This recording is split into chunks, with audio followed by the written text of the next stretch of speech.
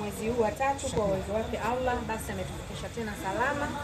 Kama ambavyo mmeweza kuona ndugu zangu waandishi wa habari, leo nilikuwa na watoto wangu wa vituo vinne kama ambavyo tuko nao hapa. Nimepata kufuturu nao pamoja na vile vile kutoa mkono wa Eid kabisa mapema, mimi pamoja na partner wangu Togabe.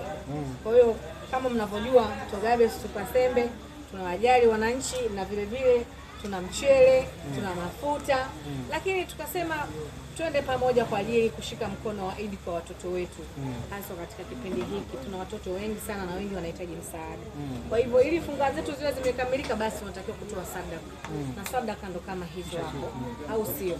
Yes, ni hivyo. Kwa hiyo tutatoa sadaka kwa watoto wetu kwa ajili ya mchele, mafuta, sukari, unga, hadi chumvi. Tumetaka ni siku ya Eid na wenyewe wafurahie, hata kama sitaonana nao lakini basi na wenyewe kwenye vituo vyao wapate chakula kizuri na kitamu.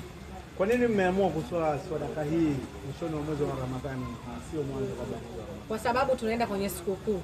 Okay. Sikukuu watu wanatakiwa kula, wajigaragaze. Sio sikukuu inafika, unajua hapa mwanzo watu wanaenda kuwatembelea sana. Kwa hiyo unakuta baba vyakula huenda vimeisha. Kwa hiyo mimi nataka nikawa boost upya kwamba Ramadhani inaisha, Eid inawakaribia. Kwa hiyo wakiamka asubuhi ni kama watachinja mbuzi, watachinja ng'ombe, lakini mchele wanao, mafuta wanayo, sukari wanayo, unga unayo, yani wanavyo vitu vyote. Kwa hivyo nilitaka hivyo na moyo wangu umefurahi. Yes.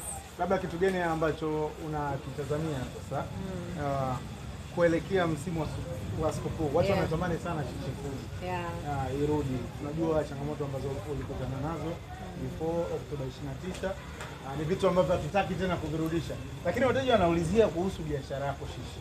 Lini tunarudi?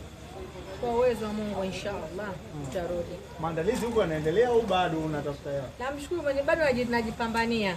Najipambania kwa kweli. Hali ni ngumu.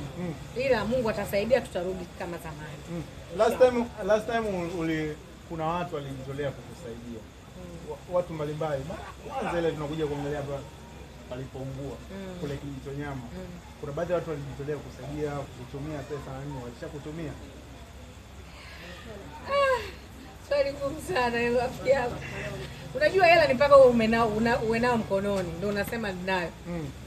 Kwa hivyo labda bado tuombe Mungu inshallah.